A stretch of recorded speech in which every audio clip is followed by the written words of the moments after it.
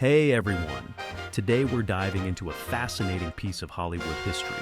Sex symbols from the 60s and 70s who once graced the silver screen, broke hearts, and ruled the tabloids, but have since faded into history. These were the faces that defined an era, leaving an indelible mark on pop culture, yet are often overlooked today. From the dazzling movie starlets to sultry TV queens, we'll explore the lives, careers, and legacies of some of the most unforgettable, but now forgotten, beauties of the past. Joy Harmon was a well-known actress and model in the 60s, recognized for her charm and striking looks. Born in 1940 in St. Louis, Missouri, Harmon moved to California as a young girl.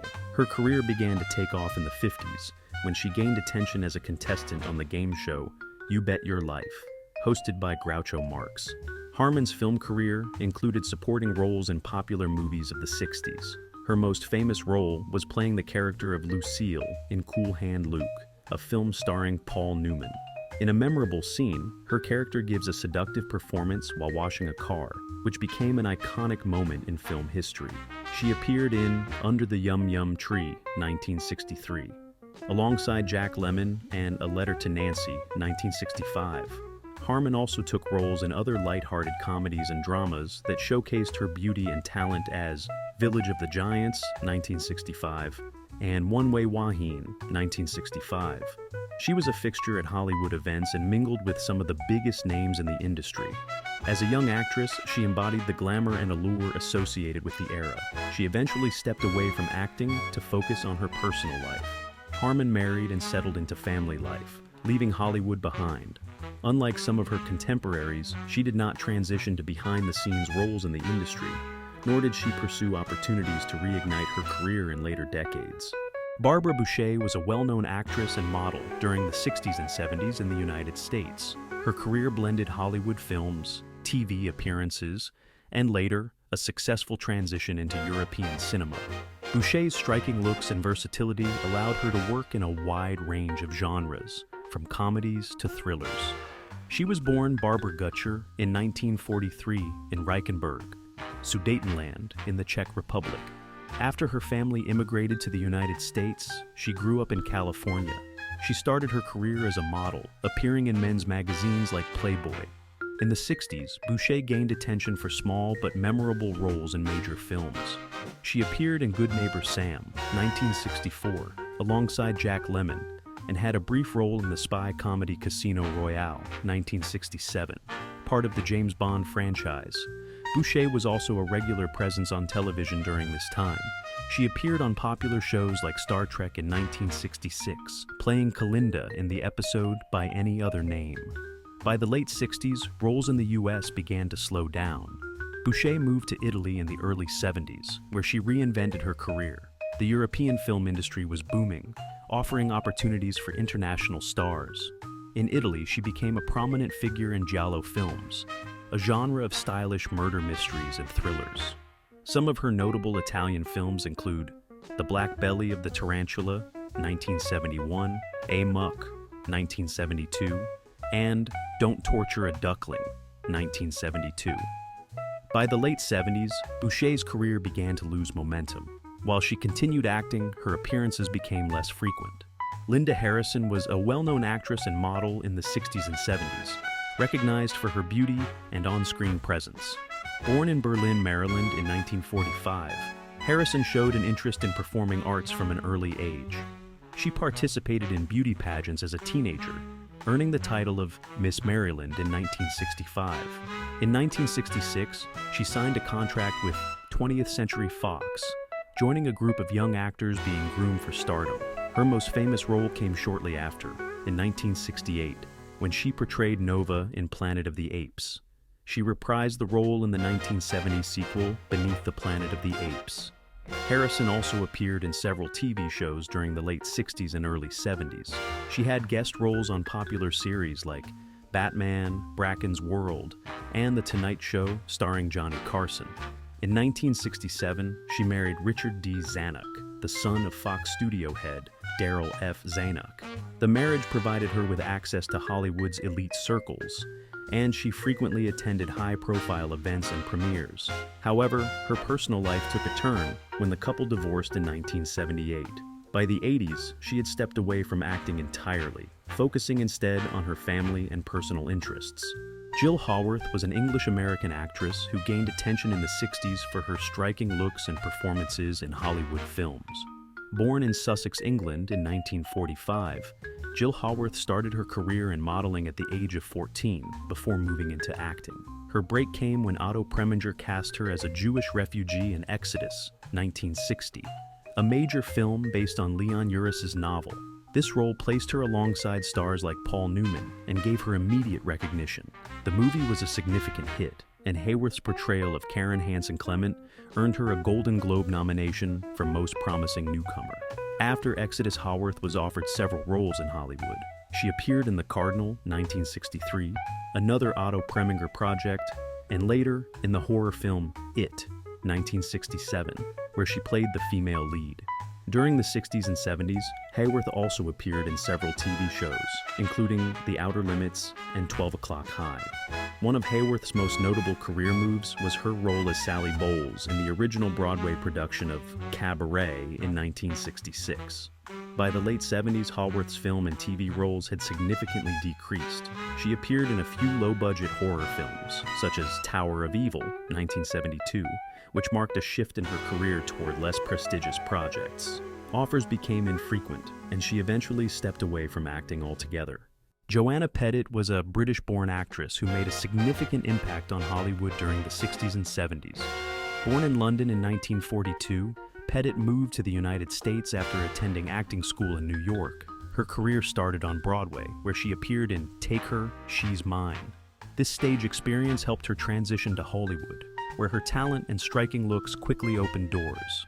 Pettet is best known for her role in Casino Royale, 1967, a satirical James Bond film where she played Mata Bond, the daughter of James Bond and Mata Hari.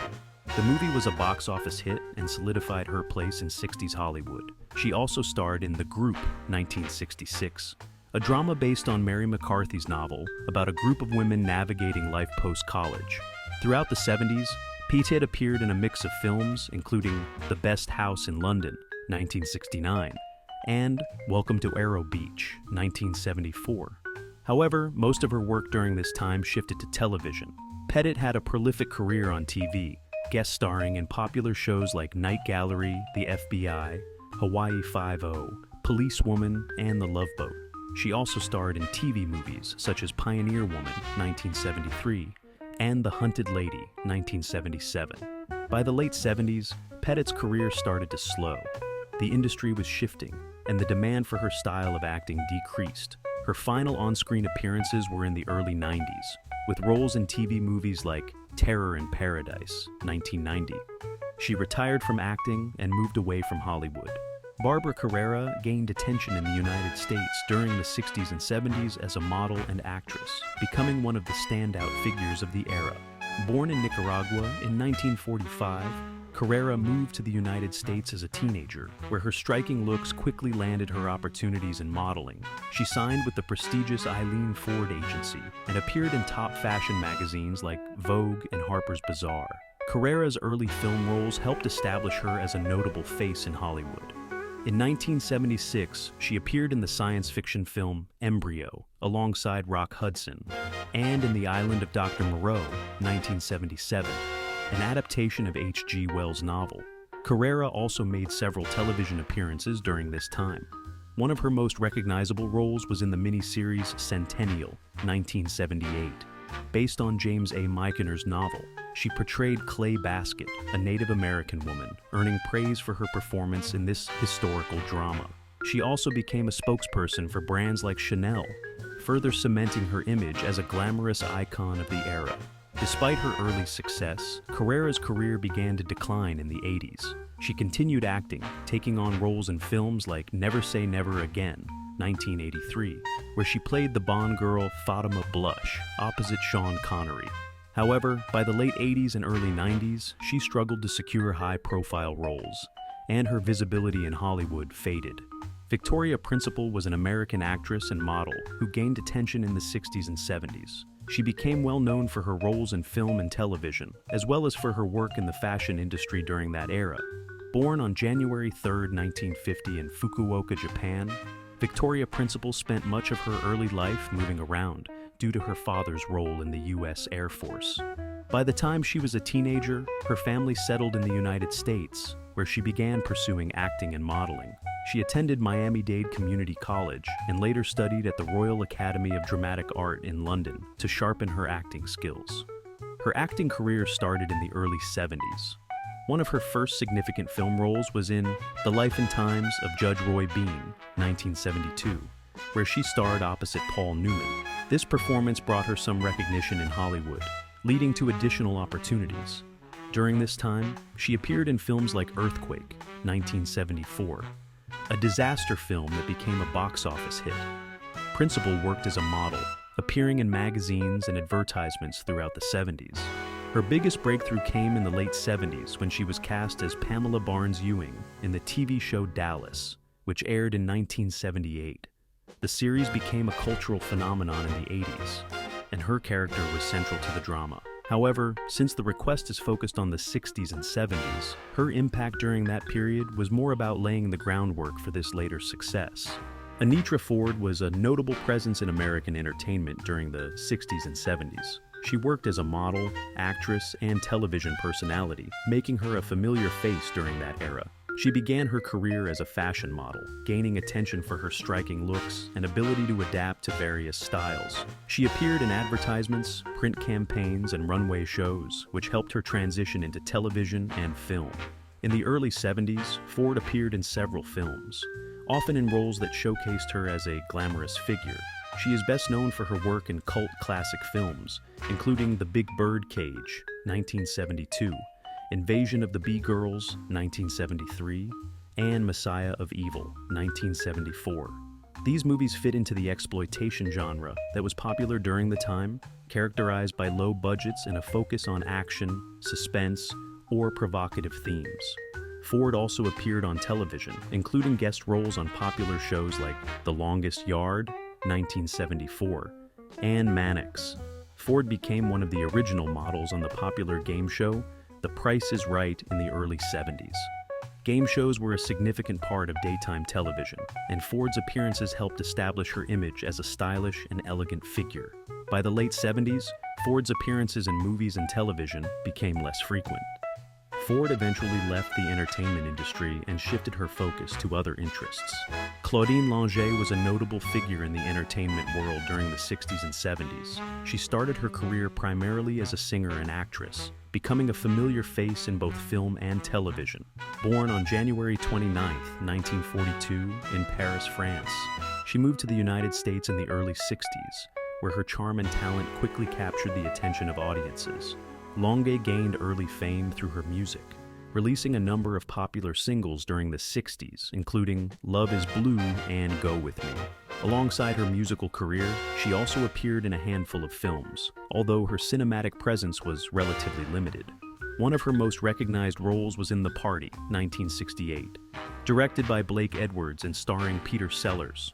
Throughout the 60s, Longet continued to make appearances on television shows, performing musical numbers and participating in light comedy sketches. However, Longet's career began to shift focus during the 70s. By this time, she was more often associated with her personal life, particularly her relationship with renowned singer Andy Williams, whom she married in 1961. Their relationship played a significant role in maintaining her visibility in the media. Despite occasional acting roles and performances, Longet was not as active in the entertainment industry as she had been in the previous decade. In 1976, her career took a tragic turn following an incident where she shot her boyfriend, Olympic skier Spider Savage, during a skiing vacation. The media coverage surrounding the event overshadowed her public image, leading to a decline in her career opportunities. Barbara Parkins was a well-known actress during the 60s and 70s. Born in Vancouver, Canada in 1942, she moved to the United States to pursue her acting career, quickly making a name for herself in both film and television. One of her most memorable roles came in the 1967 cult classic Valley of the Dolls, where she played the character Ann Wells. This film cemented her status as a leading actress in Hollywood, and she became associated with the glamour and drama of the era. Alongside co-stars like Patty Duke and Sharon Tate, Parkins stood out for her performance, capturing the struggles and ambitions of the Hollywood scene during the late 60s. Following her success in Valley of the Dolls, Parkins continued to land roles in films and TV shows. She starred in movies such as Peyton Place, 1964, Valley of the Dolls, and Shout at the Devil, 1976. Her appearances on television included guest spots on Brooks' popular shows like Fantasy Island and Jake and the Fat Man, which added to her recognition as a versatile actress. Towards the late 70s, Parkins' career slowed down. She took on fewer prominent roles, and her appearances in films and TV became sporadic. She transitioned into more supporting roles and eventually stepped away from the spotlight. If you enjoyed diving into the glamorous world of sex symbols from the 60s and 70s, make sure to hit that like button and subscribe for more trips down memory lane. Let us know in the comments who your favorite forgotten icon is, or share your thoughts on the rise and fall of these timeless stars. Stay tuned for more captivating stories from the golden era of Hollywood.